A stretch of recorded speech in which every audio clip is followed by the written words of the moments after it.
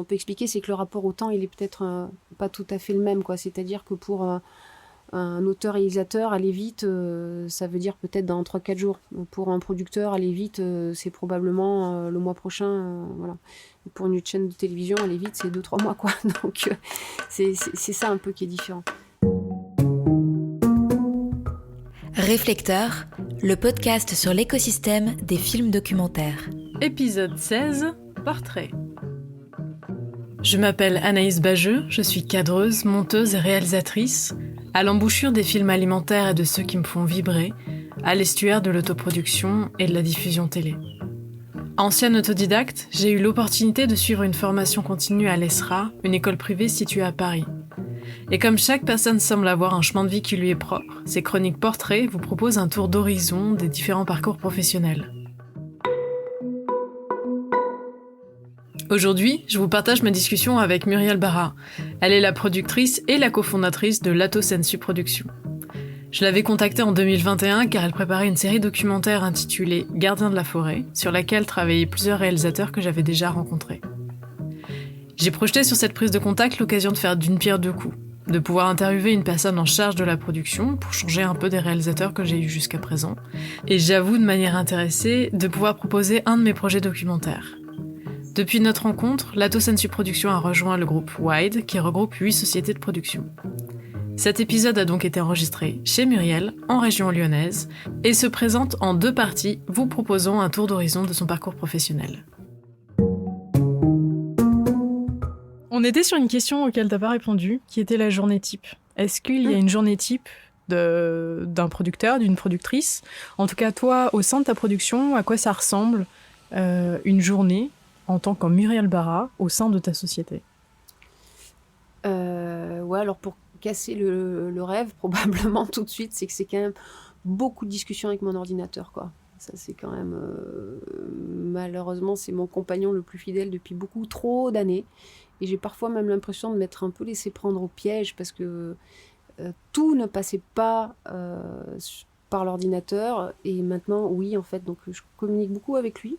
Mais sinon, moi, j'ai la chance d'avoir installé ma société chez moi. Donc ma journée, elle démarre pas par des embouteillages, elle démarre pas par le stress d'être en retard. Voilà. Et ça c'est super cool. Et ensuite, c'est beaucoup, je suis beaucoup au téléphone et beaucoup devant un ordinateur en fait. C'est du travail avec des auteurs et réalisateurs, souvent au téléphone, des mails échangés avec des chaînes ou différents partenaires. Et puis, c'est aussi rechercher des sous parce qu'en fait, mon métier à moi, il est vraiment de rendre possible la réalisation d'un film. Et malheureusement, pour la plupart des films, le financement d'une chaîne, ensuite du CNC et possiblement parfois celui des régions, ne suffit pas. Selon l'ambition d'un film, il faut encore chercher des financements. Donc voilà une partie de mon travail, malheureusement pour laquelle je ne consacre pas suffisamment de temps, je pense, elle est vraiment dans la recherche de financement. Donc c'est ça. Après, je suis souvent, puisque nous sommes installés en région lyonnaise et pas sur Paris, bien souvent, je fais quand même des petits séjours de 2, 3, 4 jours à Paris. Voilà. Pour aller voir quand même nos amis parisiens dans les chaînes et les producteurs et tous les autres collaborateurs qui sont là-haut. Donc, la journée d'un producteur, c'est quand même beaucoup assis sur une chaise devant un ordinateur. Est-ce que tu te déplaces du coup en tournage et si oui, pourquoi ?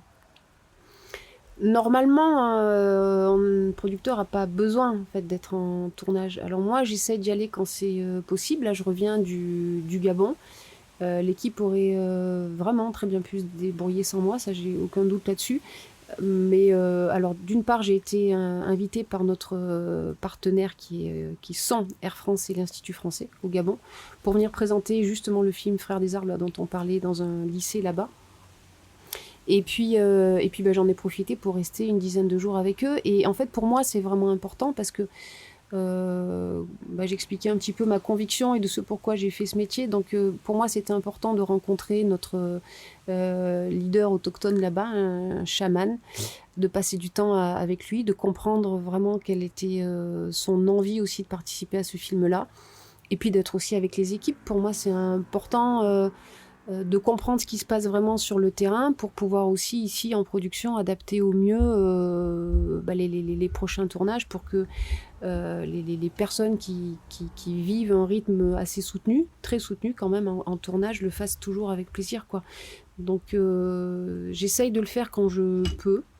Après, j'ai la chance aussi d'avoir quelquefois aussi être quelquefois sortie de ma fonction de productrice pour aller d'avoir repris la caméra que j'avais laissée de côté depuis longtemps. Je l'ai reprise il y a 8 ans, je crois, pour la première fois, pour un film qui s'appelait Freedom, l'envol d'un aigle, où on avait on avait placé des petites caméras sur le dos d'un aigle, et moi j'avais suivi un fauconnier en fait qui apprend à voler un aigle, et donc ça je l'avais filmé. Et puis j'ai aussi eu la chance, et j'avais co-réalisé aussi d'ailleurs ce film, et j'ai eu la chance aussi de pouvoir partir seule, filmer pour une petite série qui s'appelle Un autre chemin. Où je suis partie, alors ça c'est pour le coup aussi vraiment le résultat d'un questionnement très personnel en fait, de savoir comment des gens pouvaient concrètement incarner le changement de paradigme, quoi. Qu'est-ce que c'était vraiment qu'inventer un nouveau modèle, et comment des personnes avaient réussi à rompre avec un modèle qui est destructeur à plein d'égards, quoi. Voilà, donc comment on peut manger, habiter, se vêtir et consommer différemment. Donc je suis partie toute seule avec mes petites caméras, et là ça m'a permis aussi de réaliser, de cadrer et de réaliser. Mais sinon, la plupart de mon temps, c'est quand même ici, chez moi, devant mon ordinateur, avec mes équipes. Très bien. Tu précisais du coup que ta société de production est basée en région lyonnaise. Est-ce que le fait du coup d'être considéré comme en province a pu te porter préjudice aux yeux de chaînes qui sont basées pour la plupart en région parisienne? Quel a été le regard des financeurs sur toi, ta situation géographique? Alors, chaîne, hein, vraiment pas financeur au sens large, mais vraiment chaîne. Pour ceux avec lesquels je travaille depuis plusieurs années, comme Arte ou France 5, je sais que c'est pas un souci parce qu'on a fait nos preuves. Pour ceux pour lesquels j'aurais eu la possibilité de travailler pour la première fois, oui, c'est quand même quelque chose qu'on m'a fait sentir.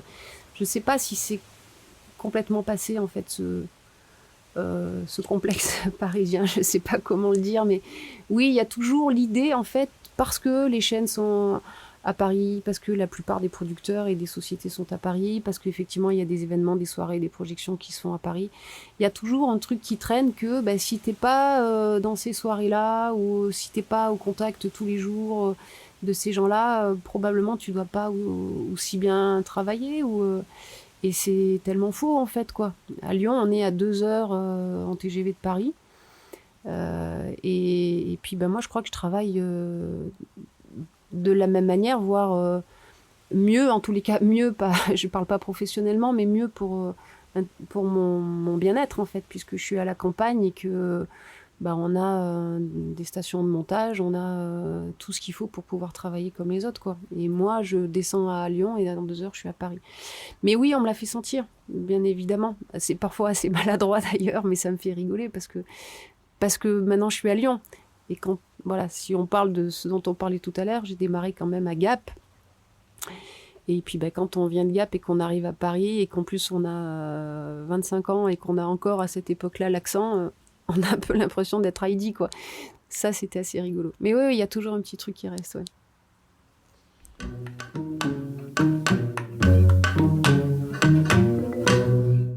De quelle façon, en tant que productrice, tu te rémunères ?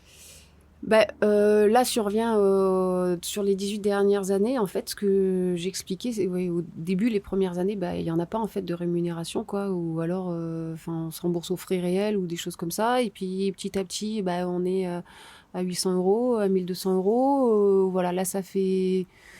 donc ça va faire 18 ans, et je crois que ça fait 4 ans maintenant que je me verse 3500 euros par mois. Donc, moi, j'ai le statut de travailleur non salarié. Donc, je suis pas intermittente, hein, donc voilà. C'est ce que je me verse en fait, et c'est lissé en fait tous les ans. C'est pour ma structure, ça fonctionne comme ça. Mais il faut savoir qu'au regard du CNC, quand on dépose un dossier, enfin devis, plan de financement, tout ce qui est les éléments financiers, on a des syndicats qui se sont battus pour faire passer auprès du CNC ce qu'on appelle les accords de transparence, et qui en fait permettent d'imposer certains chiffres qui sont sur un devis, par exemple 15% de frais généraux, 2% de frais financiers, voilà, il y a des chiffres comme ça. Et en ce qui concerne la rémunération du producteur délégué, c'est un forfait qui est de 20 000 € pour un 52 minutes ou 30 000 € pour une série. Après, voilà, libre aux producteurs délégués d'appliquer ça ou pas, ou alors de se dire j'en garde un peu parce que ça participe à développer d'autres projets dans ma société. Mais on est dans ces chiffres-là. Donc c'est pas... voilà, on n'a pas chez Lato Sensu, voilà, on n'a tous pas des salaires non plus parisiens, on va dire. mais c'est ce qui nous permet aussi de développer d'autres projets. Lato Sensu, c'est une SARL en fait. Donc moi je suis travailleur non salarié. J'ai 90% des parts de Lato Sensu Production et 10% donc avec mon collègue associé Pascal Fayol. Voilà. Mais nous ne nous sommes jamais versés de dividendes parce que déjà, on ne fait pas non plus une marge phénoménale. Et puis c'est surtout que le peu qu'on gagne tous les ans, il repart dans le développement de projet en fait.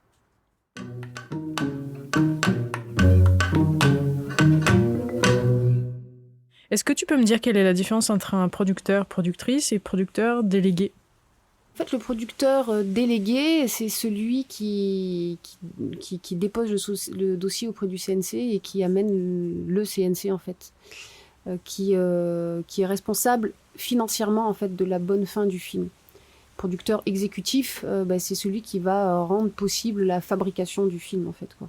Mais ça peut être la même et Mais ça peut être la même personne. En l'occurrence, je suis les deux, quoi. Ok, compris. Ça marche.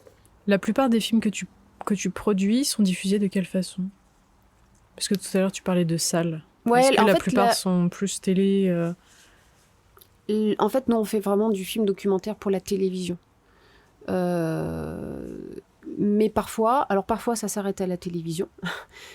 Parfois, il y a une édition DVD, mais bon, il paraît que maintenant, on fait plus de DVD. Et parfois, on prolonge l'expérience télévision dans des salles. Mais il y a les festivals, ça c'est une chose, et ça arrive souvent, et ça c'est chouette. Mais après, et ça c'est une volonté aussi chez nous, d'aller d'avoir une démarche de plus en plus active en fait vers les petites salles de cinéma, ou même les MJC, ou parfois les communes, qui souhaitent accueillir des films avec des auteurs, des réalisateurs pour pouvoir déclencher des discussions, des débats. Et ça, c'est super. Donc, on a beaucoup tourné avec pas mal de films, en fait. Frères des Arbres, comme j'en parlais, là, vraiment a beaucoup tourné dans des réseaux scolaires, mais pas que. Enfin... sur un autre chemin, j'ai aussi fait beaucoup de projections débats. Alors j'ai fait le mois du film documentaire, là je vais partir sur une grosse tournée aussi. Et puis c'est ce qui se passe dans les salles aussi qui permet de provoquer des déclics aussi différemment qu'à la télévision. Enfin, il y a un retour pour le réalisateur qui est quand même fantastique dans une salle, quoi. Bien évidemment, on l'a pas à la télévision. Parfois, je dis bien parfois, on a le chiffre de l'audimat le lendemain, quoi. Mais bon, ça veut pas toujours dire grand-chose, en fait, quoi. Par exemple, si on fait son repassage devant pendant 1 heure, on n'écoute pas forcément. Par exemple, voilà. Est-ce qu'on peut reparler de l'impact sur la vie familiale ? Tu l'as un peu évoqué tout à l'heure et c'était assez bien dit, je trouve, ce que tu disais avec le babyphone, et on continue de travailler. De quelle façon ton métier a pu t'impacter sur ta vie personnelle et familiale ? Entre tes débuts et aujourd'hui ? Ça, c'était, pour faire très court, parce que je pourrais vraiment m'étendre là-dessus, mais c'était, dès le départ, c'était un choix de vie, quoi. C'était vraiment se dire, je refuse de séparer ma vie professionnelle de ma vie familiale avec mes filles, tout ça, voilà. Donc je vais inventer le métier qui va avec, en fait, c'était ça. Et du coup, ça a créé un écosystème un peu particulier où, voilà, depuis toutes ces années-là, on est tous au même endroit. Ma société, ma vie familiale, et du coup mes amis. Mes collègues de travail qui sont aussi des copains, mes filles qui sont aussi pour certaines les copines de mes collègues de travail, et ça crée un joyeux bazar dans cette maison-là et moi je trouve ça joyeux vraiment quoi. Donc c'est un rapport à la vie familiale qui est probablement un petit peu différent de la norme quoi, ça c'est sûr, avec ouais, je crois que je le disais aussi tout à l'heure, parfois un regard aussi des personnes extérieures qui sont dans un modèle beaucoup plus classique où on m'a longtemps dit que c'était un peu n'importe quoi. Et en fait, non, moi je suis convaincue et j'affirme que j'ai eu cette immense chance en fait de tout mélanger, ce qui fait que 18 ans après, j'ai toujours pas vraiment l'impression d'avoir travaillé parce que j'ai jamais souffert en fait pour ça, parce que je me suis jamais déchirée de mes filles pour aller travailler, j'ai jamais. Et ça, c'était important. Et puis, je vois aussi par rapport à la vie familiale, donc d'avoir vu mes filles grandir dans cet écosystème-là, dans lequel on a reçu des gens bizarres, étranges, qui racontaient des histoires étonnantes. On a accueilli un chef papou à la maison longtemps. On a eu des aigles dans le jardin pendant longtemps. On a eu voilà, des gens qui viennent manger, dormir, qui racontent des choses bizarres. Et je vois aussi ce qu'elles en ont fait, en fait, quoi. Et de se rendre compte à 20 ans, pratiquement toutes les deux, que en fait, ouais, c'était quand même une chance, quoi, d'avoir cette ouverture sur le monde et cette manière de vivre un petit peu différente, quoi. Parce que je vois aujourd'hui qu'elles s'en vont vers des chemins qui sont peut-être pas tout à fait classiques non plus, quoi. Et c'est chouette, du coup, en fait, c'était pas un travail et une vie familiale, c'était une vie, point. Et ça, c'est une vie qui a été partagée. Je parle comme si c'était terminé, c'est loin d'être terminé, hein, mais toutes ces années-là, qui a été partagée avec des gens que j'ai toujours eu immense plaisir à retrouver tous les matins parce que j'ai une super équipe.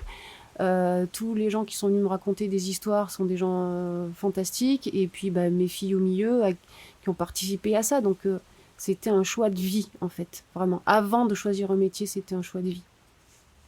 C'est chouette à entendre parce que pour l'instant, la plupart des gens que j'ai podcastés, soit pour leurs films, soit pour leurs portraits, sont plus des auteurs-réalisateurs qui clairement sont soit tous divorcés,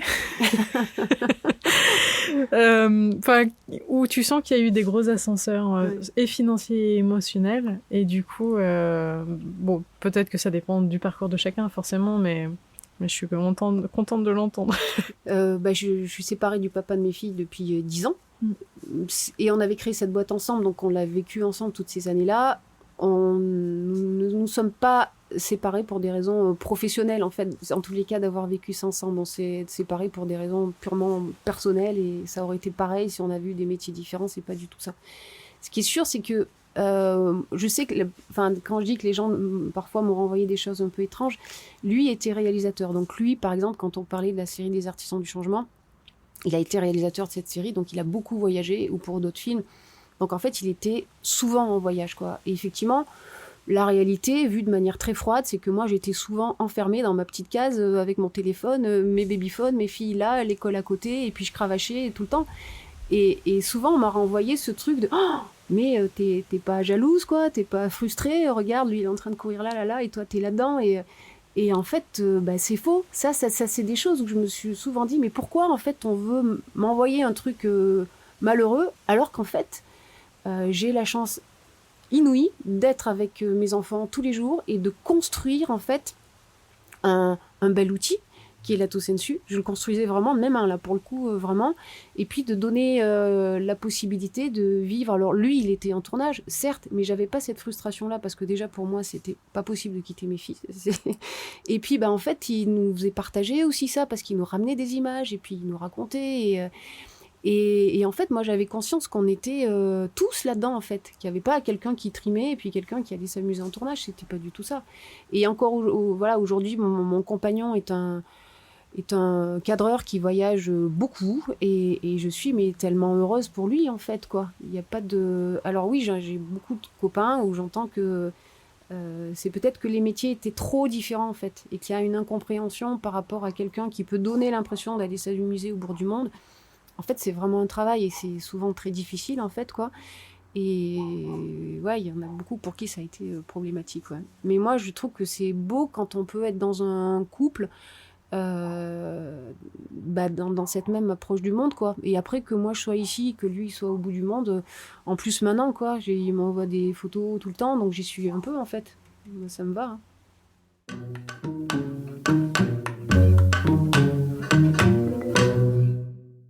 Moi, en tant que réalisatrice, je me pose la question de comment rentrer en contact avec un producteur, une productrice, parce que j'imagine que ce sont des personnes qui sont très sollicitées. De ce fait, comment faire en sorte pour être repéré dans un sens, sans passer pour une relou, de se dire « Hey, regarde, j'ai un énième super projet que tous les gens sont probablement convaincus que leur propre projet est absolument génial. » Est-ce que toi, il y a des comportements que tu trouves très appréciables chez des auteurs, réalisateurs, ou d'autres, à contrario, qui te stoppent net? Est-ce que tu aurais des conseils à donner auprès de personnes avec qui tu souhaiterais collaborer, que tu connais ou pas, qui sont auteurs-réalisateurs? Je pense que je pourrais répondre un petit peu comme pourrait répondre un chargé de programme dans une chaîne face à un producteur, en fait. Pour moi, c'est un petit peu la même situation. Donc, c'est un petit peu les conseils que je me donnerais moi en parlant à une chaîne. C'est-à-dire déjà, dans un premier temps, avoir un petit dossier. Parce qu'effectivement, les chaînes de télévision ou producteurs, on en reçoit beaucoup. Donc, 2-3 pages, c'est vraiment bien. Mais du coup, de pouvoir mener ce dossier-là de manière très claire et très forte au niveau des mots utilisés et de l'intention qu'on va donner. Moi, la première chose que je lis sur un dossier, c'est la lettre d'intention, dans laquelle on doit très vite sentir en fait la conviction et la motivation en fait de l'auteur-réalisateur à porter ce projet. Et là je parle pour le coup en lien avec la ligne éditoriale de Lato Sensu, donc qui est développée autour des sujets de préservation de la nature et des changements de société, mais de voir de quelle manière le sujet qui m'est proposé représente réellement quelque chose de nouveau, de différent, qui va amener réellement un élément essentiel dans notre manière d'appréhender le monde, quoi. Et du coup, comment cet auteur-réalisateur va se donner les moyens de faire ressentir aux téléspectateurs cet élément fort. Donc c'est en fait l'intention qui pour moi est très importante, et je pense que vraiment dans les chaînes de télévision, c'est ce qu'ils regardent aussi. Après, il y a une histoire qui doit être racontée aussi en 1 ou 2 pages, quoi, mais pas plus, c'est-à-dire vraiment un résumé très court, où là on doit sentir la force des personnages, de quelle manière on va pouvoir mettre en image, quoi, c'est soit les paysages ou les lieux, donc qui est vraiment qu'on sente une approche et une intention filmique aussi. Et quand on est capable de réunir tous ces éléments-là sur 3-4 pages maximum, ça c'est super. Après, ce que je pourrais dire exactement comme un producteur pour une chaîne de télévision, c'est de savoir être patient en fait, quoi, parce que un producteur comme une chaîne de télévision, encore une fois, ils en reçoivent beaucoup. Et la réponse n'arrive pas toujours. Alors, moi, en tant que productrice, j'essaye vraiment de regarder les dossiers le plus vite. Et puis, si je dois dire non, c'est le dire le plus vite possible, en fait. Et si je sens qu'il y a peut-être quelque chose à faire aussi, quoi. Mais c'est-à-dire, ce qu'on peut expliquer, c'est que le rapport au temps, il est peut-être pas tout à fait le même, quoi. C'est-à-dire que pour un auteur-réalisateur, aller vite, ça veut dire peut-être dans 3-4 jours. Pour un producteur, aller vite, c'est probablement le mois prochain. Voilà. Et pour une chaîne de télévision, aller vite, c'est 2-3 mois, quoi. Donc, c'est ça un peu qui est différent. Donc, je vous conseille de peut-être pas trop harceler, mais peut-être élégamment de faire des petites relances, parce que pour le coup, pour l'avoir vécu et avoir fait aussi des gens mécontents, c'est certain. Je sais que ça m'arrive, en fait, parce que ça arrive à tout le monde de laisser un mail avec un drapeau rouge et puis de le laisser parce qu'il y a d'autres urgences qui sont là, et puis si c'est bien fait avec gentillesse, c'est jamais mal pris une relance, en fait. C'est quand c'est un petit peu trop autoritaire que ça peut être mal pris. Voilà, l'erreur est humaine et elle arrive à tout le monde, en fait. Du coup, le processus d'accompagnement sur un film, ce serait quoi? Là, effectivement, si une personne, un auteur, un réalisateur, du coup, te sollicite pour te présenter un projet en 3 pages, qui, en tout cas, te séduit, que tu penses qu'il va plaire, en tout cas, à une chaîne, quelle est la suite logique des choses? Est-ce que tu lui demandes, du coup, de faire un dossier plus conséquent?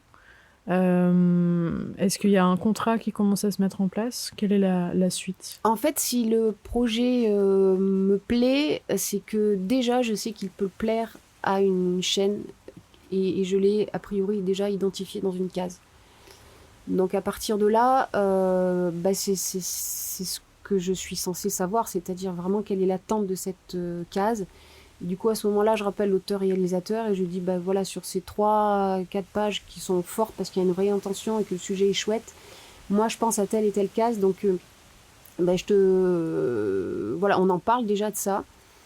En général, moi, ce que je fais, c'est que les contacts dans ces cases-là, je les ai puisque je travaille avec eux depuis déjà quelques temps et que, comme moi, ils n'ont pas besoin d'avoir un dossier de 20 pages. Je le propose à l'auteur-réalisateur d'envoyer ce petit dossier à la chaîne pour prendre la température, en fait, quoi. Et s'il y a un retour positif et que là, on me dit, va un petit peu plus loin, alors ça dépend des chaînes, mais certaines vont me demander un scénario peut-être développé sur 3-4 pages, mais pas tellement plus, ou un vrai CV, ou enfin voilà, ce qui demandera du temps, bien évidemment, à l'auteur et réalisateur à cette étape-là encore non rémunérée. Mais voilà, c'est l'étape qui est nécessaire pour consolider l'intérêt en fait de la chaîne. À partir de là, il peut se déclencher un entretien, un rendez-vous avec la chaîne. Et dans le meilleur des cas, si c'est une chaîne qui a les moyens, donc Arte ou France Télévisions, on va signer un contrat de développement. Où là, l'auteur-réalisateur va vraiment être rémunéré pour pouvoir écrire son scénario. Pour certaines chaînes, ça peut être un travail vraiment très exigeant. Pour Arte, par exemple, la série Gardien de la forêt, la moyenne des scénarios qu'on a livrés, ils font 50 pages. Donc c'est-à-dire qu'il faut vraiment... Et c'est un super exercice en fait. Je sais que parfois ça peut ennuyer certains auteurs-réalisateurs qui disent ouais mais c'est du documentaire donc on y va et puis on peut pas écrire tout ça. Oui mais en fait l'exercice d'écrit, même si on se doute bien qu'une fois que tu vas arriver sur le terrain, c'est pas exactement ce qui va se passer, c'est pas exactement ce qui va être dit parce que dans le scénario on place aussi des suites dialoguées. Et bien en fait ça t'oblige à te projeter au maximum en fait dans qu'est-ce que tu vas trouver sur place, de décrire les lieux, de décrire les personnages, d'imaginer les interactions. Et au plus tu auras prévu et imaginé ça, même si pour la plupart effectivement ce n'est qu'une projection, et bien au mieux tu pourras réagir si toutefois quand tu arrives sur le terrain c'est pas exactement ça qui se passe en fait. Et ça, tous les réalisateurs ne sont pas prêts à l'entendre ni à le faire. C'est la raison pour laquelle certains préfèrent travailler avec des auteurs vraiment identifiés chez certaines chaînes, c'est-à-dire vraiment des personnes qui sont là uniquement pour écrire, qui vont le faire en parfaite collaboration bien sûr avec le réalisateur. Et donc eux auront la charge d'écrire ce scénario qui sera validé ensuite par la chaîne et ensuite ensuite il y aura le contrat de production et là le réalisateur partira sur le terrain.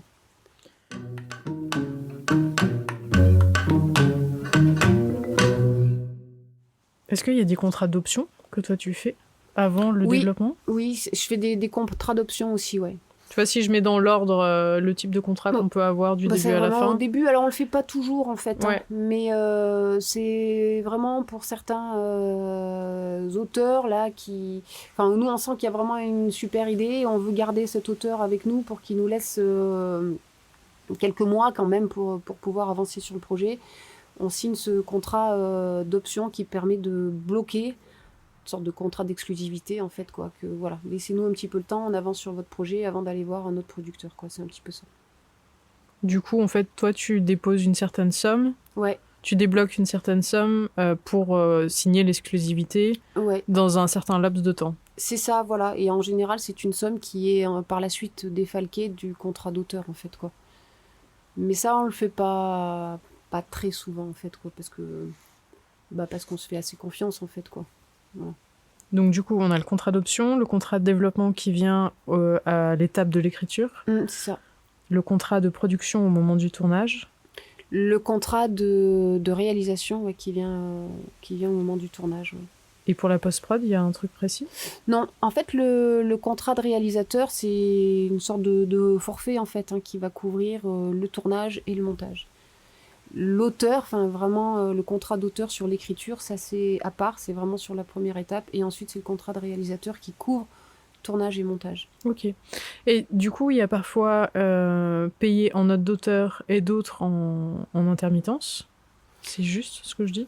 Alors en fait, il y a alors sur le contrat d'auteur, dans le cadre du développement, c'est un contrat d'auteur qui concerne l'écriture, point. Ensuite, quand on arrive à l'étape du contrat d'auteur-réalisateur, effectivement, là, il y a une partie qui sera payée en droit d'auteur et il y a une partie qui sera payée en rémunération chargée pour le statut d'intermittent. Voilà. Pour laquelle, là aussi, le CNC nous impose en fait un certain nombre de jours de rémunération, un certain taux de rémunération pour les réalisateurs comme pour tous les techniciens qui vont participer au film en fait. Du coup, le CNC est un peu le syndicat dans un sens ? Ouais, c'est un petit peu ça. Alors c'est décidé avec le syndicat pour le coup. Après le CNC applique ça, mais il y a aussi des syndicats d'auteurs, des syndicats de réalisateurs et régulièrement les conventions collectives aussi évoluent et régulièrement le seuil de rémunération des auteurs et des réalisateurs évolue aussi auprès du CNC. Donc nous, on se cale là-dessus aussi tout le temps, quoi. Ok, super. Et tous les projets, tous les emails que tu reçois où on te sollicite pour te proposer un projet, tu lis tous les projets ou humainement c'est pas possible ? En fait, si c'est, je le vois assez vite en fait. Si c'est complètement à côté de notre case, je le dis et puis voilà, ça évite à la personne qui l'a envoyé d'attendre trop longtemps. Mais en général, je réponds à tous les mails. Oui. Alors pas toujours le lendemain, ça c'est vrai. Mais il arrive un moment où je réponds. Voilà, ou pire du pire, dans le mois, je réponds quand même, quoi. Voilà. Mais je le vois vite. Il y en a certains. Ça sert à rien que eux et moi on perd du temps en fait, donc on va vite se dire que c'est pas du tout la bonne case et puis voilà. Est-ce que pour autant du coup tu as des collègues producteurs, productrices à qui tu sais que le projet qui toi ne te convient pas peut leur convenir et du coup il y a une transmission d'eux à toi, de oui, toi à eux? Oui, complètement, ça se fait dans les deux sens. Moi ça m'est arrivé de conseiller, d'envoyer le projet à d'autres producteurs ou de le faire moi-même en mettant l'auteur en copie. Et à l'inverse, des producteurs m'ont envoyé des projets. Oui, ça se fait sans problème.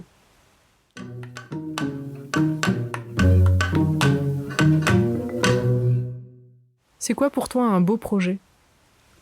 Un beau projet, c'est... Enfin, je vais me répéter un petit peu par rapport à ce qu'on disait tout à l'heure. C'est un projet qui porte une belle histoire et du coup une belle histoire qui va toucher le spectateur dans son émotion et lui donner la possibilité de porter un nouveau regard sur le monde. Voilà, quoi. C'est vraiment juste ça. C'était vraiment un beau projet. C'est pas comme un beau film, c'est pas juste esthétique, quoi. C'est comment il va vous toucher au cœur et vous faire percevoir des choses que vous n'imaginiez pas avant et qui vont peut-être vous suivre et vous faire évoluer, vous ouvrir votre champ de réflexion, en fait, c'est ça un beau projet, quoi. Une idée qui arrive, un concept qui arrive auquel on n'avait jamais pensé et qui mobilise. Quand on parle des Gardiens de la forêt, pour moi, c'est vraiment un très beau projet parce que pour moi, il est au cœur de beaucoup de problématiques contemporaines et à partir de ce projet-là écrit, je sais, comme on l'a dit, mais qu'on va pouvoir nous travailler en fait plein de domaines d'action, d'impact et faire avancer ces messages-là. Ça, c'est un très très beau projet pour moi. Et un projet réussi, c'est quoi du coup ? Est-ce que une fois que le film est terminé, il y a quand même des projets qu'on peut considérer comme plus réussis que d'autres ? Pas forcément sur la réalisation en tant que telle, ni le côté technico-artistique, mais simplement sur la satisfaction d'avoir mené un projet de A à Z et qu'en plus il est plu et que potentiellement ça puisse te permettre d'avoir plus facilement du financement. Est-ce que du coup il y a pour toi une notion de projet réussi auquel tu pourrais mettre en opposition un projet qui peut être considéré comme un échec ? Alors ça, pour moi, en tous les cas, c'est beaucoup lié au facteur humain. Parce que c'est un accouchement, un film. Enfin, on prend toujours ce mot-là. Très honnêtement, il y a certains films, je préfère réaccoucher vraiment en vrai que refaire les films, quoi. Ça, c'est vrai, tellement c'était douloureux.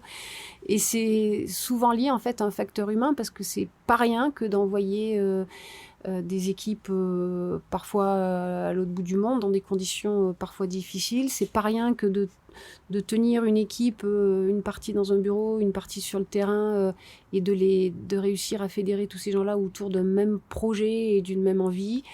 Vraiment, on touche au cœur de l'humain, quoi, à la sensibilité de chacun. Et pour moi, les projets qui ont été le plus réussis, c'est ceux pour lesquels je pense qu'à la fin, je peux dire, tout le monde l'a fait dans la joie, en fait, ce truc-là. Tout le monde a eu plaisir à travailler dessus, qu'on soit derrière la caméra ou devant ou sur l'ordinateur pour la production ou pour le montage. Tout le monde a été heureux, en fait, de porter ça. Et ça, c'est les plus beaux projets qu'on ait fait. Et heureusement, il y en a beaucoup. Mais on a connu parfois des frottements humains qui ont été parfois très douloureux. Ouais. Après, il y a le projet qui peut être réussi financièrement aussi. Bien sûr. Non, mais voilà, en fait, c'est ça. Quelles sont les cases qui, pour toi, évidemment, si tu cumules tout, genre humainement, c'était génial, artistiquement, il est merveilleux, et puis, tu vois, et financièrement, j'ai gagné plus que ma croûte. Est-ce que toi, du coup, au vu des projets que tu as déjà produits, il y en a plus que d'autres dont tu es particulièrement fière parce que justement, ça a accumulé toute cette satisfaction financière, humaine, artistique, ou à contrario d'autres projets où ça a été extrêmement douloureux comme tu l'as évoqué, et en plus de ça, financièrement, c'était catastrophique. On a, du coup, forcément, à 18 ans, on a fait pas mal de productions, puis à chaque fois, ça a toujours été très différent. Quand on parlait des Artisans du Changement, qui a été vraiment, cette série, 60 personnages dans le monde, 20 heures de programme, pour une jeune société, c'était juste un truc de malade, et on a mis tout dans des conditions très artisanales, quoi. Financièrement, c'était super dur, parce qu'on n'avait tellement pas d'argent qu'il fallait qu'une même personne puisse faire plein de postes en même temps, quoi. Mais on avait fait ça, comme je racontais, dans une telle joie que c'était génial, et puis que les années passant, le film s'étant beaucoup vendu, toute la série, finalement on est rentré vraiment dans nos frais, et on a même vraiment fait du bénéfice, de la marge avec ce projet-là, donc ça c'est génial. Après, il y a des projets dans lesquels on s'est jeté, je pourrais parler par exemple d'un film qu'on a fait en 4DX. Alors, je sais pas si ça te parle, mais c'est les films type le Futuroscope, à la suite du film qu'on avait fait avec les petites caméras sur le dos de l'aigle. Et j'ai eu l'idée pour le moins saugrenue de me dire, tiens, maintenant il existe des moyens techniques pour prolonger cette sensation d'être sur le dos d'un oiseau, avec cette possibilité d'être en immersion via l'image 3D, de bouger sur une plateforme comme si on était sur son dos, puis de ressentir le vent, l'eau, tout ça, blabla. Donc on a fait ce film-là. Et financièrement, ça a été un gouffre, mais vraiment, c'était absolument terrible. Mais force est de constater que ce film qui tourne régulièrement dans un musée dans les Hautes-Alpes, et c'est une vraie réussite, et que chaque fois que j'y passe, je vois des enfants qui crient parce que c'est impressionnant, ils sont contents d'être sur le dos d'un oiseau, et que ça, c'est une vraie récompense, quoi. Voilà, c'était un gouffre financier, on essaye de le récupérer sur d'autres. Après, il y en a d'autres, c'est juste royal du début à la fin. Pour citer, par exemple, l'Odyssée qu'on a fait avec Christophe Rella et Sylvain Tesson. Alors, je parlerai de la deuxième Odyssée, parce que on a eu une première tentative de départ en tournage, et ça a été vraiment catastrophique, mais on est parti une deuxième année et c'était juste royal. Et là, j'ai profité du fait que je cadre un peu pour me glisser aussi à bord du bateau. Et déjà, humainement, 6 semaines de tournage, faire le tour de la Méditerranée avec cette super belle équipe sur un sujet qui est joyeux. Pour le coup, là, on ne parle pas des problèmes du monde, quoi. C'était chouette, et voilà, c'était un très, très beau souvenir. Financièrement, ça s'est très bien passé. Donc, voilà, rien à dire sur ce projet-là. Ils sont tous tellement différents, en fait, quoi. Mais on en garde pour chacun une saveur et un souvenir humain toujours différent, mais fort, très très fort. Quand on parle aussi de Frères des Arbres, qui nous a donné la possibilité de travailler avec Mudiji Kepanga, voilà, toute l'équipe, tous ceux qui ont travaillé avec lui, c'est quand même des rencontres juste exceptionnelles, quoi. Voilà. Donc ça c'est déjà une grande partie du bénéfice et de la rentabilité.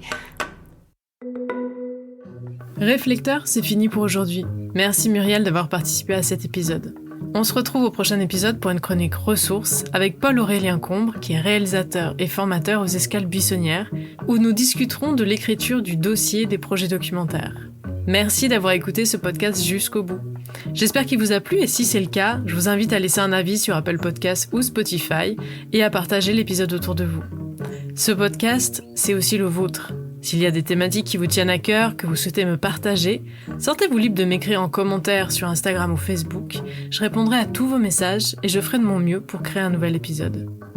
C'est un podcast produit et réalisé par mes soins, avec une composition musicale réalisée par Claire-Sophie Dagnan avec Vera et Léon au violoncelle et une illustration d'Hugo Merel. À bientôt!